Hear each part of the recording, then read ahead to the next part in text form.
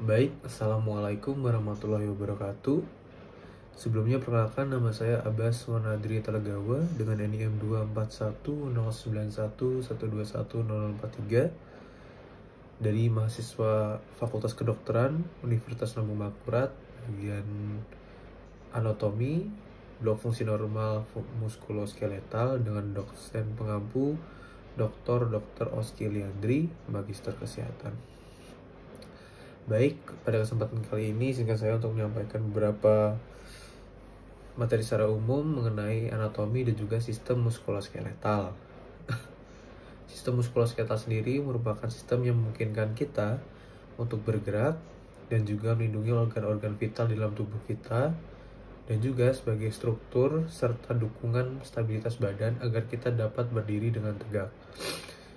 Jika dibayangkan, jika kita tidak memiliki sistem muskuloskeletal atau anatomi muskuloskeletal seperti tulang, otot, ataupun persendian, tentu saja kita tidak bisa melakukan aktivitas sehari-hari seperti berjalan, menulis, atau bahkan bernafas dengan optimal.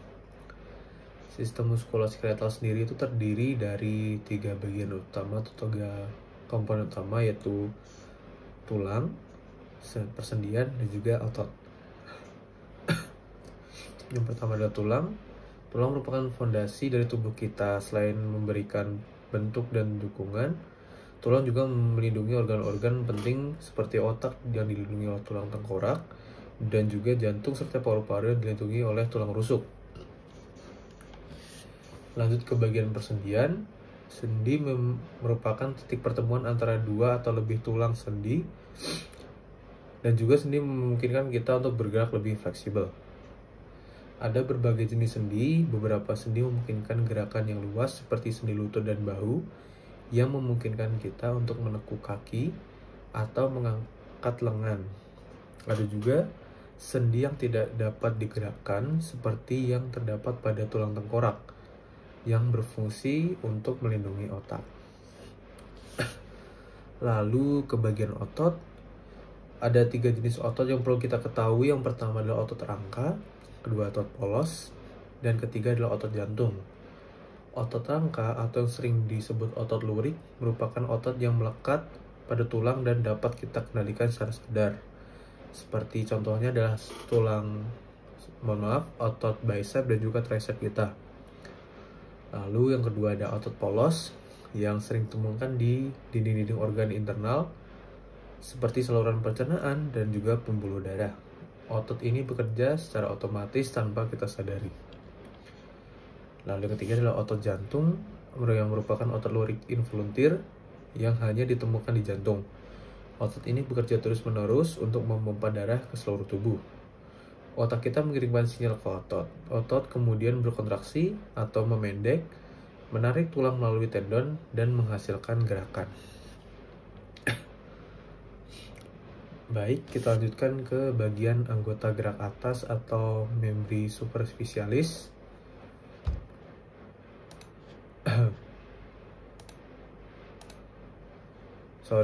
Maksudnya anggota gerak atas atau membri superioris.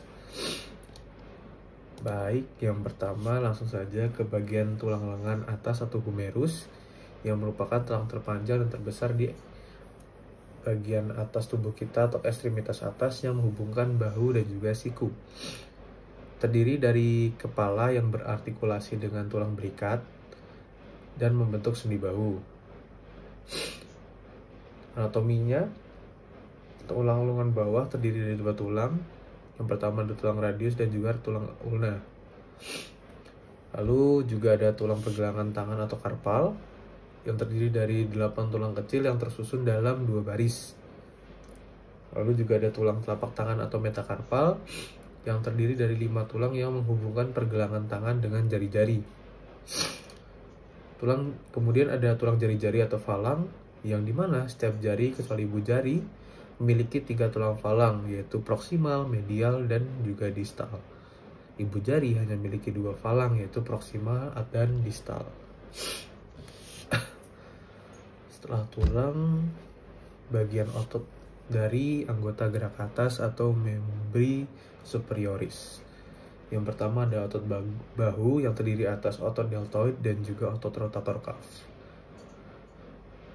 Otot deltoid sendiri berfungsi untuk mengangkat, memutar, dan menggerakkan lengan ke depan, samping, dan belakang. Kemudian ada otot rotator cuff yang terdiri atas supraspinatus, musculus supraspinatus, infraspinatus, teres minor, dan subscapularis yang berfungsi untuk menstabilkan dan memutar bahu. Lalu ke bagian otot lengan atas, yang pertama ada bagian otot dorsal atau posterior yang terdiri atas musculus tricep brachii atau otot tricep kita, dan juga ada musculus anconeus. Otot tricep kita itu berfungsi untuk meluluskan atau melakukan gerakan ekstensi pada siku kita. Lalu musculus anconeus itu membantu tricep dalam ekstensi siku dan menstabilkan sendi siku. Nah, selanjutnya ada bagian otot ventral atau anterior yang terdiri atas musculus bicep brachii atau otot bicep kita. Lalu ada musculus coracobrachialis dan juga ada musculus brachialis. Otot bicep kita itu berfungsi untuk menekuk atau melakukan gerakan fleksi pada siku dan juga melakukan gerakan supinasi atau memutar lengan bawah. Kemudian musculus coracobrachialis itu membantu menekuk dan mendekatkan atau adduksi, melakukan gerakan adduksi lengan atas ke tubuh. Kemudian musculus brachialis itu sebagai fleksor utama pada siku. Lanjut ke otot-otot lengan bawah, dibagi menjadi dua, otot anterior atau flexor dan juga otot posterior atau extensor. Otot anterior atau flexor terdiri atas pronator teres, flexor carpi radialis dan ulnaris, palmaris longus, flexor digitorum profundus dan superficialis. Lalu pada otot posterior atau extensor terdiri atas supinator, extensor carpi radialis longus dan brevis, extensor carpi ulnaris, dan juga extensor digitorum. Lanjut ke bagian otot tangan yang dibagi menjadi dua bagian, yaitu otot intrinsik dan juga otot ekstrinsik. Otot intrinsik sendiri itu terdiri atas otot tenar atau ibu jari, otot hipotenar atau kelingking, introssei, dan lumbricales yang berfungsi untuk memungkinkan gerakan halus dan stabil serta memudahkan koordinasi antara jari-jari pada tangan kita. Lalu ada otot ekstrinsik yang berfungsi atau berperan dalam fleksi dan ekstensi jari-jari dan pergelangan tangan. Lalu dilanjutkan ke bagian persendian anggota gerak atas atau membri superior. Membri superioris. Yang pertama ada sendi bahu atau articulatio humeri yang merupakan perhubungan antara lengan atas dan gelang bahu atau yang disebut dengan cingulum membri superioris. Dibentuk oleh kepala tulang lengan atas, caput humeri, dan fossa glenoidalis, tulang belikat atau cavitas glenoidale scapulae, yang mana sendi ini memungkinkan gerakan antifleksi, varetofleksi, abduksi, adduksi, exorotasi, endorotasi, dan sirkumduksi. Lalu ada sendi siku atau articulatio cubiti yang merupakan sendi kompleks yang dibentuk oleh humerus, radius, dan ulna yang memungkinkan gerakan fleksi dan juga ekstensi. Lalu ada sendi radioulnaris yang merupakan perhubungan antara radius dan ulna dan juga terdiri dari articulatio radioulnaris proximalis dan juga distal. Lanjut ke sendi pergelangan tangan yang mana sendi antara lengan bahu terdiri atas sendi pergelangan tangan merupakan sendi antara lengan bawah, radius, dan ulna dan juga tangan atau karpus, yang mana sendi ini berfungsi untuk memungkinkan gerakan fleksi, ekstensi, abduksi, bagian radial deviasi, dan juga adduksi. Baik, kita lanjutkan ke bagian tulang anggota. Anatomi anggota gerak bawah atau membri inferioris. Yang terdiri atas yang pertama ada tulang paha atau femur, yang merupakan tulang terpanjang dan terkuat di tubuh manusia, yang membentang dari pinggul hingga lutut. Anatominya terdiri atas kepala femur, leher femur, truncator mayor dan minor, batang femur, dan condylus medial dan lateral. Lalu ada juga tempurung lutut atau patella, yang merupakan tulang kecil berbentuk segitiga yang terletak di depan sendi lutut. Anatominya terletak di dalam tendon otot quadriceps femoris. Permukaan posteriornya dilapisi tulang rawan yang tebal untuk mengurangi gesekan dengan femur. Lanjut ke tulang kering atau tibia, yang terdiri atas condylus medial dan lateral, tuberositas tibia, batang tibia, dan malleolus medial. Lalu ada fibula atau tulang betis, yang terdiri atas kepala fibula, batang fibula, dan malleolus lateral. Lalu lanjut ke tulang pergelangan kaki atau tarsal, yang merupakan 7 tulang kecil yang membentuk pergelangan kaki, yang terdiri atas tulang-tulang tarsal. Yang pertama ada talus atau tulang loncat, calcaneus atau tulang tumit, navicular atau tulang navikular, cuboid atau tulang cuboid, dan juga cuneiforms atau tulang cuneiformis, yang merupakan 3 tulang berbentuk baji yang terletak di antara navikular dan metatarsal pertama, kedua, dan ketiga. Lalu ada tulang telapak kaki atau metatarsal, yang merupakan 5 tulang panjang yang membentuk telapak kaki. Anatominya setiap metatarsal memiliki basis atau pangkal, batang, dan juga kepala. Lalu lanjut ke tulang jari kaki atau falang, yang mana merupakan tulang-tulang yang membentuk jari kaki kita. Ada beberapa sendi utama pada anggota gerak bawah atau membri inferioris. Yang pertama ada sendi panggul atau coxofemoral, ada sendi lutut atau genu, sendi pergelangan kaki atau talocrural, ada sendi subtalar, dan juga ada sendi intertarsal, tarsometatarsal, metatarsofalangeal, dan interfalangeal. Lanjut ke bagian otot-otot utama pada anggota gerak bawah atau membri inferioris. Yang pertama ada otot paha depan atau quadriceps femoris, lalu ada otot paha belakang atau hamstring, otot gluteal, otot adduktor, otot tungkai bawah depan atau tibialis anterior,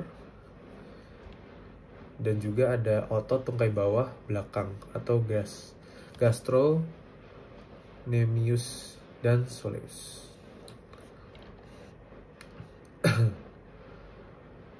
Baik, kita lanjutkan ke bagian regio capitis atau bagian kepala kita, yang terdiri pertama di bagian tulangnya terdapat tulang kepala atau kranium, yang terdiri atas os frontale atau tulang dahi yang terletak di bagian depan kepala. Lalu ada os parietale atau tulang ubun-ubun yang terletak di bagian kanan dan kiri bagian kepala kita. Lalu ada os temporale atau tulang pelipis. Juga ada os occipitale atau tulang kepala bagian belakang.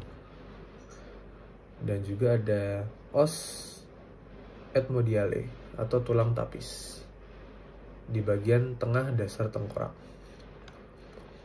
Lalu lanjut saja ke otot kepala atau otot-otot yang terdapat pada regio capitis.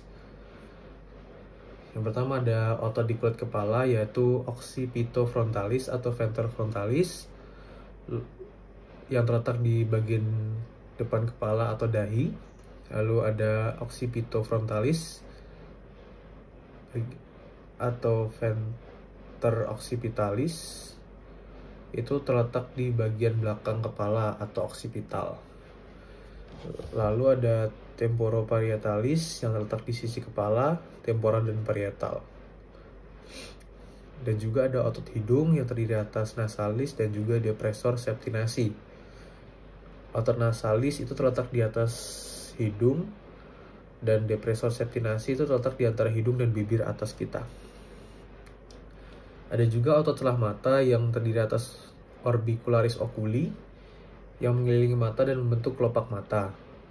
Lalu ada depressor supercili yang terletak di bawah alis mata dan juga corrugator supercili yang terletak di bawah alis mata di dekat pangkal hidung. Ada beberapa sendi utama pada kepala, di mana sendi utama pada tengkorak adalah sutura, yaitu sendi fibrosa yang menghubungkan tulang-tulang kranium. Sutura itu bersifat tidak dapat bergerak atau statis atau disebut juga sinartrosis, yang berarti tidak memungkinkan pergerakan antara tulang-tulang yang terhubung. Sutura sendiri berfungsi untuk memberikan stabilitas dan pelindungan bagi otak. Sutura pada kranium kita itu ada sutura sagittalis, sutura coronalis, sutura lambdoidea, dan juga ada sutura squamosa. Baik, lanjut ke bagian rangka batang tubuh atau regio trunkus. Terdiri atas tulang belakang atau vertebra, terdiri atas 33 ruas tulang yang tersusun dari leher hingga tulang ekor. Yang terdiri atas juga vertebra cervical, merupakan 7 ruas pertama tulang leher yang terdiri atas tulang leher. Lalu ada vertebra torakal sebanyak 12 ruas, di mana menjadi tempat melekatnya tulang rusuk. Lalu ada vertebra lumbar sebanyak 5 ruas, di mana berfungsi untuk menopang sebagian besar berat tubuh. Juga ada sakrum 5 ruas yang menyatu yang menghubungkan tulang belakang ke tulang panggul. Dan juga ada koksik, merupakan 4 ruas yang menyatu atau disebut juga tulang ekor. Lalu ada tulang rusuk atau costa yang merupakan 12 pasang tulang yang melengkung dari tulang belakang torakal ke tulang dada atau sternum di bagian depan tubuh, yang terdiri atas 7 pasang tulang rusuk sejati, 3 pasang rusuk palsu, dan juga 2 pasang rusuk melayang. Lalu juga ada tulang dada tadi atau sternum yang merupakan tulang pipi yang terletak di tengah dada dan sebagai tempat melekatnya tulang rusuk. Otot di regio trunkus ini atau di otot batang tubuh itu terdiri dari otot perut yang terdiri atas rectus abdominis, oblik eksternal dan internal, transversus abdominis. Lalu juga ada otot dada, contohnya sebagai pectoralis major dan minor. Interkostal itu merupakan otot yang terletak di antara tulang rusuk yang berfungsi untuk pernafasan dan juga diafragma, di mana otot utama pernafasan yang memisahkan rongga dada dan perut. Sendi-sendi pada regio trunkus ini terdiri atas sendi intervertebral yang terdiri atas diskus intervertebralis dan juga sendi faset. Lanjut terdapat juga sendi costovertebral, sendi sternokostal, dan juga sendi sacroiliaca. Sebelum lanjut ke bagian vaskularisasi dan inervasi, secara singkat saja, sistem muskuloskeletal kita membutuhkan suplai darah dan juga saraf yang baik agar bisa berfungsi dengan optimal. Pada bagian suplai darah atau vaskularisasi, anggota gerak atas itu mendapatkan suplai darah dari arteri brachialis, sedangkan anggota gerak bawah itu mendapatkan suplai darah dari arteri femoralis. Arteri-arteri ini kemudian bercabang menjadi arteri yang lebih kecil untuk memasok darah ke seluruh otot dan tulang. Kepala dan batang tubuh mendapatkan suplai darah dari arteri karotis dan aorta. Suplai darah ini sangat penting untuk memberikan nutrisi dan oksigen yang dibutuhkan oleh jaringan muskuloskeletal. Lalu lanjut saja ke bagian inervasi atau suplai saraf. Otot-otot di anggota gerak atas dikendalikan oleh saraf radialis, ulnaris, dan juga medianus. Otot-otot di anggota gerak bawah itu dikendalikan oleh saraf femoralis, tibialis, dan juga peroneus. Saraf-saraf ini mengirimkan sinyal dari otak ke otot untuk mengontrol gerakan dan juga mengirimkan informasi sensorik dari otot dan kulit kembali ke otak. Kepala dan batang tubuh di regio itu dikendalikan oleh saraf kranial dan juga saraf spinal. Saraf-saraf ini mengontrol otot-otot wajah, leher, punggung, dan perut, serta memberikan sensasi pada kulit area tersebut. Inervasi yang baik sangat penting untuk koordinasi gerakan dan kemampuan kita untuk merasakan sentuhan, tekanan, dan nyeri. Baik, mungkin sekian dari yang dapat saya sampaikan. Apabila terjadi kesalahan kata, saya mohon maaf sebesar-besarnya dan sekian dari saya. Wassalamualaikum warahmatullahi wabarakatuh.